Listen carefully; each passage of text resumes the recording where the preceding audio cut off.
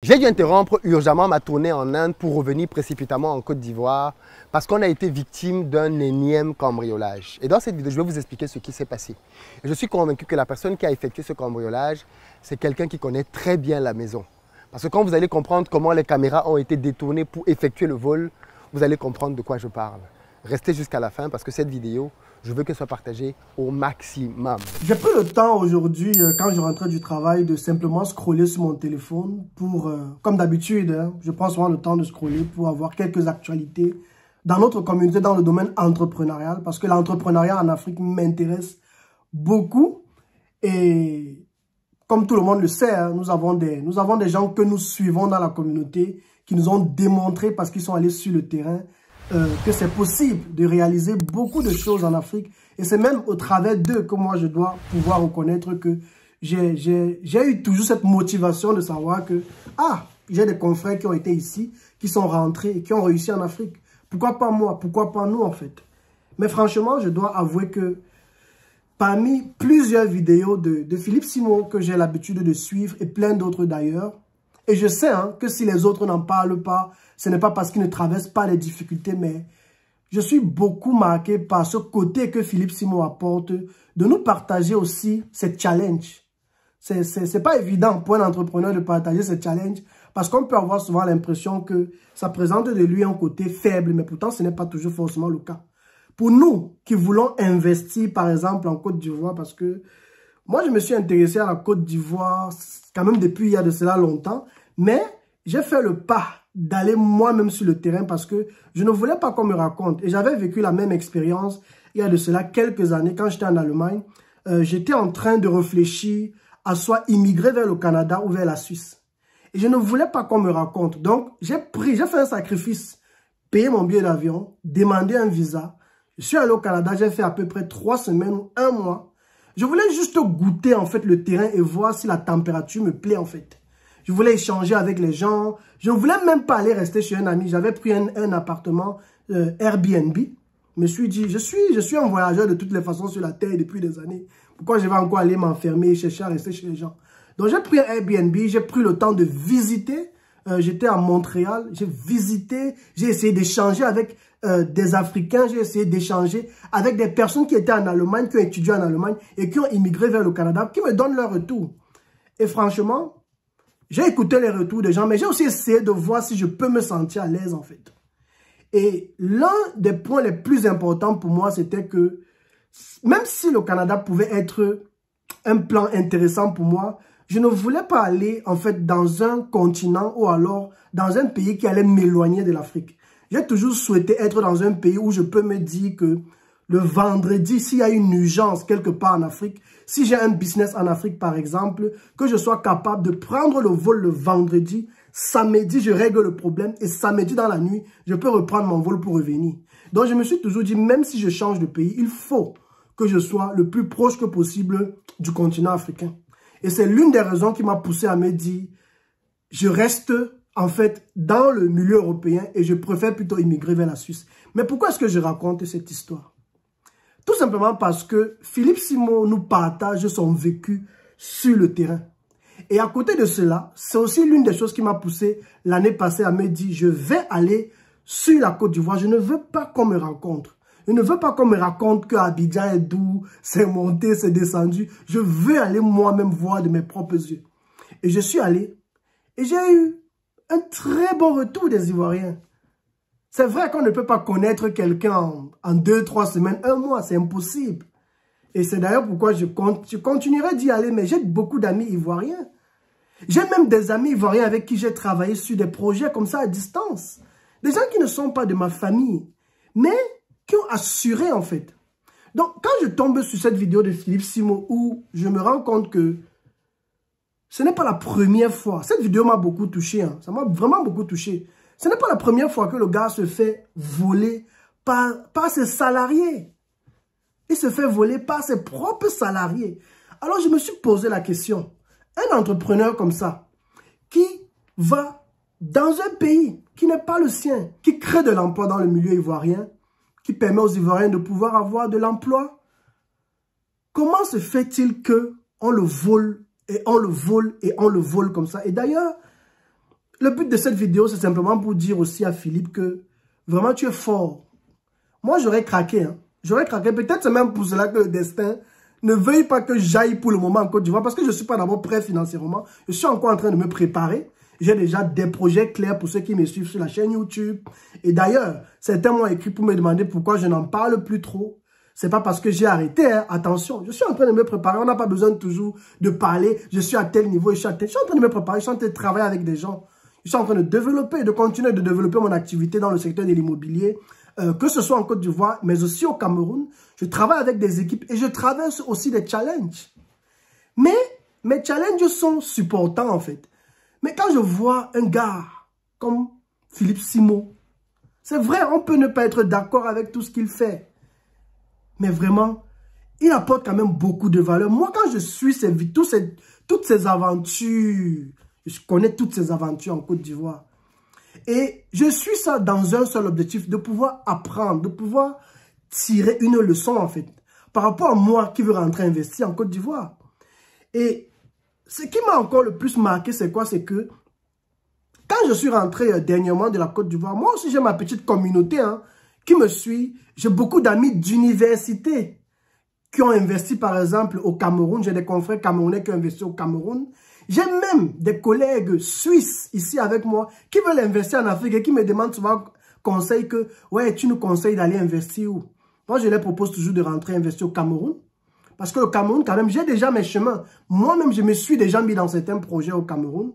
Même si je n'en parle pas trop, parce que je n'aime pas trop parler de mes projets. Mais ceux qui sont proches de moi, en fait, connaissent en fait ce que je suis en train de faire. Mais où est-ce que je veux en venir? Là où je veux en venir, c'est que dans ma communauté, j'ai beaucoup qui m'ont contacté en fait et qui aimeraient qu'on se mette ensemble pour investir dans l'immobilier, pour acheter des appartements, pour acheter par exemple un immeuble avec beaucoup d'appartements dans lesquels nous allons nous mettre ensemble et essayer de faire quelque chose ensemble ici en fait.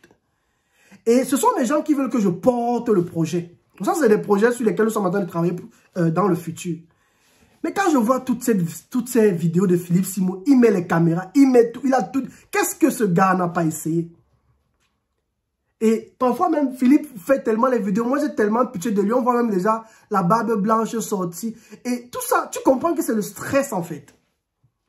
Et je me pose la question, si il traverse tout ça là, combien de fois moi combien de fois moi, quand je regarde des vidéos de Philippe Simo, parfois quand je termine le travail, parce que quand je termine le travail, je me dis, quand est-ce que je vais sortir de cette affaire? Mais après, ce qui me motive, c'est que je me remets toujours en question et je me dis, ne te plains pas trop, Landry. Tu ne vois pas que tu as déjà atteint telle étape, telle étape, telle étape. Non, chacun a son parcours. Continue de bosser, tu vas y arriver. Mais l'aspect que je mets toujours de tenir compte, c'est est-ce que je vais échapper à tout ce que le grand frère Philippe Simo est en train de traverser? Alors je me pose la question, chers frères ivoiriens, pourquoi est-ce que c'est comme ça? Pourquoi? Toi qui es le salarié de Philippe Simo, peut-être qu'il n'avait pas de travail et tu as pu trouver un travail derrière lui. Pourquoi est-ce que... En fait, moi je m'adresse à celui qui vole. Comment et d'où est-ce que cela te vient de voler? Qu'est-ce que tu profites en fait à cela? Tu vas voler quoi? Tu vas voler 3 ordinateurs. Supposons que vous avez volé un MacBook. Tu vas vendre ça à combien? À 1500 €. À 1,5 million. Mais qu'est-ce qui va se passer après? Ton avenir, ce sera quoi? Nous sommes ici dans la diaspora, les amis. J'ai tellement d'amis avec moi ici. Nous voulons rentrer investir en Afrique. Mais quand on voit les choses comme ça, on a peur. Et si tu n'as pas le cœur, tu ne vas pas rentrer investir. Si moi, il y a une chose qui me motive à rentrer investir en Afrique, c'est parce que je me suis dit, on monte ou on descend, je suis africain. On monte ou on descend, je suis africain. Que ce soit n'importe comment, moi je ne terminerai pas ma vie ici. Et c'est pourquoi je paye le prix. Et c'est pourquoi je bosse. Je travaille sur des projets. Je mets des stratégies en place pour ma vie, pour mon futur. Parce que je me dis, un jour j'aurai l'opportunité d'aller réaliser quelque chose. Le voyage que j'ai fait l'année passée en Côte d'Ivoire m'a juste montré comment je pourrais dire ça? M'a juste montré les trous en fait que j'avais encore dans mon projet. Ça m'a permis de voir là où j'avais besoin encore d'aller, me recharger en ressources financières, mais aussi en connaissances. Tu vois? Mais moi, je ne peux pas dire, hein, parce que forcément, je n'ai pas la même expérience que Philippe Simo, mais je ne peux pas dire jusqu'à présent, parce que je côtoie quand même beaucoup d'Ivoiriens. Je ne peux pas dire, ce serait menti, je ne peux pas dire qu'un Ivoirien a abusé de moi. J'ai travaillé avec des Ivoiriens. Mais pourquoi est-ce que quelqu'un vient en Côte d'Ivoire investir, il se fait tellement voler comme ça? Et moi, je trouve que Philippe Simo, il est tellement transparent. Tu vois, il partage avec la communauté ce que ses employés gagnent. Et même s'il ne partage pas ce que ses employés gagnent, on voit ce qu'il fait en fait. Et je me pose la question, pourquoi est-ce que ce frère se fait-il voler? Je veux pas accuser quelqu'un, mais je veux juste me poser la question, chers frères ivoiriens, ou alors chers africains, pourquoi voler nos frères de la diaspora qui rentrent investir? Pourquoi? J'ai médité sur ça aujourd'hui quand j'ai vu sa vidéo. Et même quand je méditais sur cela, pendant que je voyais sa vidéo, c'est simplement parce que je suis en train de préparer une autre vidéo par rapport à un de mes abonnés qui a écrit dans une vidéo que j'avais faite quand j'étais allé en Côte d'Ivoire l'année passée. Et son commentaire, en fait, c'est le commentaire qui m'a le plus touché. J'ai même répondu à ce commentaire-là. Son commentaire est le commentaire qui m'a le plus touché. Parce que dans son commentaire, il dit clairement quelque chose que je vais vous lire rapidement. Ça m'a beaucoup touché. Je vais vous lire ça rapidement. Et on va débattre sur ça le week-end.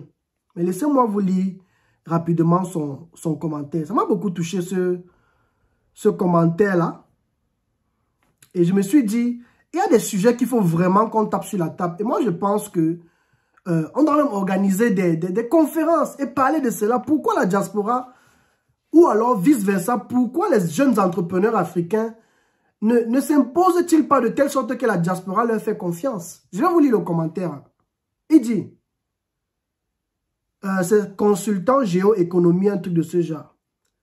Salut frérot, beau travail et beau retour d'expérience de vos différents voyages. Mes frères, je souhaite, il dit, je souhaite de même que vous de la diaspora, vous apportez l'esprit européen. Quand un Camerounais revient au pays, il oublie à l'aéroport l'esprit rationnel de l'Europe et redevient le forestier du Cameroun. Bon, il a pris le cas du Cameroun. Tous ceux de la diaspora qui pleurent de l'arnaque se sont fait arnaquer par leur famille car les Camerounais, un nombriliste, un nombriliste, un truc comme ça. Soyez des clients professionnels. Faites confiance aux jeunes entrepreneurs du pays. Ça m'a beaucoup touché. Laissez les affaires des intermédiaires de la famille qui sont en réalité le cancer.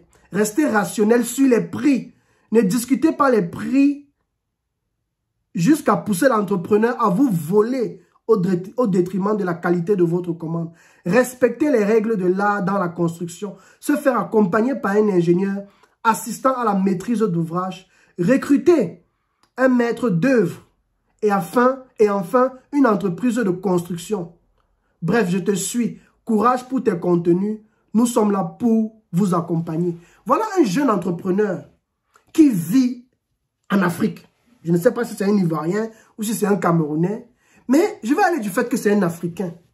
Voilà quelqu'un qui dit qu'il y a beaucoup dans la diaspora. Quand il rentre en Afrique, il laisse le côté diaspora là, européen là, à l'aéroport. Dès qu'il sortent là, il commence à fonctionner comme l'Africain. Ça veut dire quoi? Ça veut dire que tu vas travailler avec un entrepreneur africain qui vit sur le continent. Tu ne vas peut-être pas le payer comme il faut. Ou bien tu vas prendre ton projet, tu vas confier ça à ta famille. Tu vois?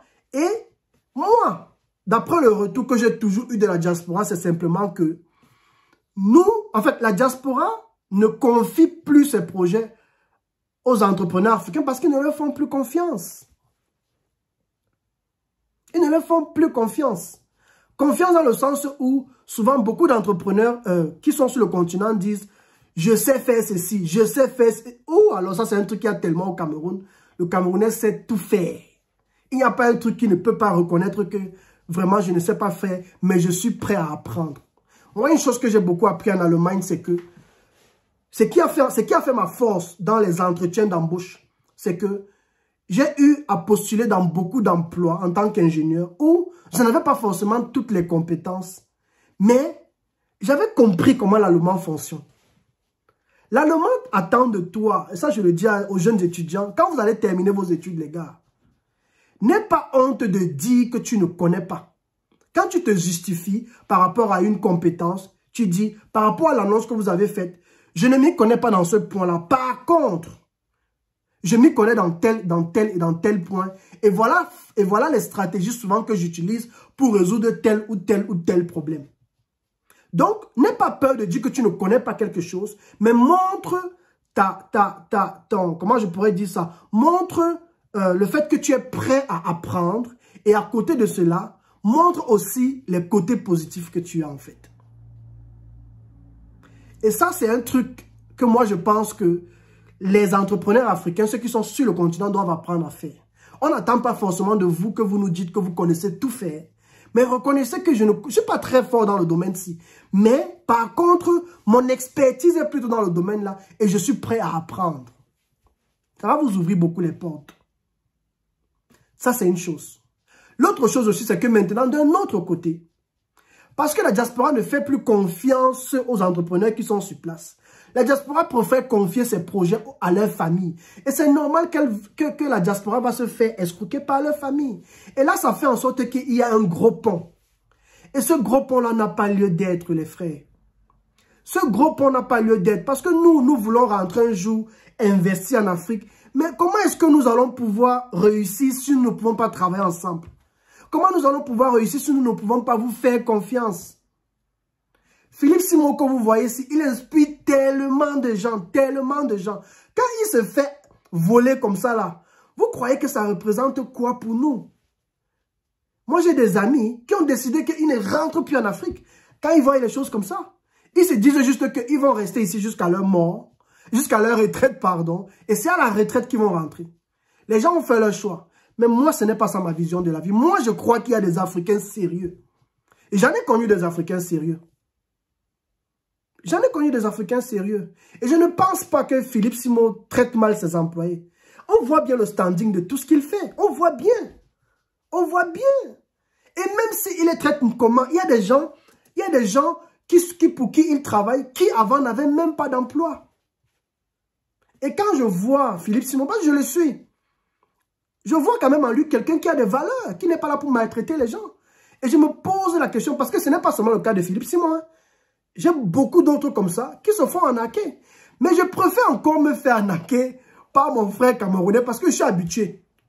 On a grandi avec. Et je suppose que même l'Ivoirien peut se faire arnaquer par son frère camerounais. Ça ne va pas trop lui faire mal. Quand je dis habitué, ça ne veut pas dire que j'y prends plaisir. Non. Mais je connais mon frère camerounais. Je connais déjà comment contourner, comment manier. Je connais le système. Mais quand c'est un frère d'un autre pays d'Afrique, ça fait mal. Ça fait mal. Et moi, j'ai juste voulu faire cette vidéo pour partager en fait ma tristesse et dire à Philippe Simon vraiment beaucoup de courage, vraiment.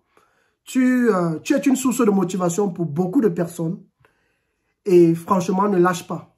Ne lâche pas parce que nous sommes en train de venir. En fait, Philippe Simon et plusieurs de ces personnes qui sont rentrées investir sur le continent. Parce que moi, je vais beaucoup plus m'accrocher à quelqu'un qui a été dans la diaspora et qui est rentré investir. Et ne vais pas surveiller quelqu'un qui est déjà en Afrique et qui investit. Non. Je veux quelqu'un qui est sorti, qui a à peu près eu le même parcours que moi, qui a étudié, qui a vécu les challenges de Mbeng et qui est rentré en Afrique investir. J'ai un autre ami comme ça, que je salue d'ailleurs. Il s'appelle Kevin. Il a laissé son travail, il a tout quitté ici en Suisse pour rentrer, investir dans son village à Yaoundé au Cameroun qui s'appelle Akonolinga. Je suis allé visiter, j'ai été marqué par le courage de ce jeune garçon. Et ce sont des gens qui représentent une grosse source de motivation pour les gens comme nous. Et tout ce que je peux dire, c'est beaucoup de courage. Et franchement, je tiens vraiment à ce qu'on discute sur le sujet, les amis. Si ça vous parle, dites en commentaire et parlons vrai. Organisons même des directs. J'aurais souhaité, même si Philippe Simon me suit, que l'un de tes prochains directs vraiment soit sur ça. Pourquoi les vols? Pourquoi la diaspora ne fait pas confiance à l'Afrique? Pourquoi les jeunes entrepreneurs se plaignent que quand la diaspora vient, ils ne nous prennent pas au sérieux? Pourquoi? Pourquoi? Parce que c'est un problème qui va dans les deux sens. Où est-ce que la mentalité vient dans la tête de l'Africain que je vais le voler le gars de la diaspora 6? Où est-ce que ça vient? Parce qu'il vient t'aider à avoir le travail en fait. Mais d'où est-ce que ça vient? Je ne comprends pas. Je ne comprends pas. Comment voulons-nous développer notre continent si nous ne nous faisons pas confiance? Comment? Je vais m'arrêter là pour aller me coucher parce que je n'arrive pas à trouver le sommeil quoi. J'ai revu la vidéo de Philippe Simo 2, 3, 4 fois, mais je ne me retrouve pas. Donc, c'est un peu ça. Bonne soirée les amis. Et le week-end, je vais partager un peu en fait ma pensée sur, en fait, dans les jours à venir, par rapport à la vidéo de cet auditeur de ma chaîne YouTube que j'ai lu tout à l'heure. Et partager mon avis par rapport au retour que je reçois souvent ici. Parce que dans la chaîne, il y a beaucoup qui me contactent toujours pour me motiver, pour m'encourager. Ils me partagent aussi leur expérience. Donc, c'est un peu ça. Bonne soirée, beaucoup de courage à tous les entrepreneurs qui comptent un jour entrer investir en Afrique. Ciao, ciao.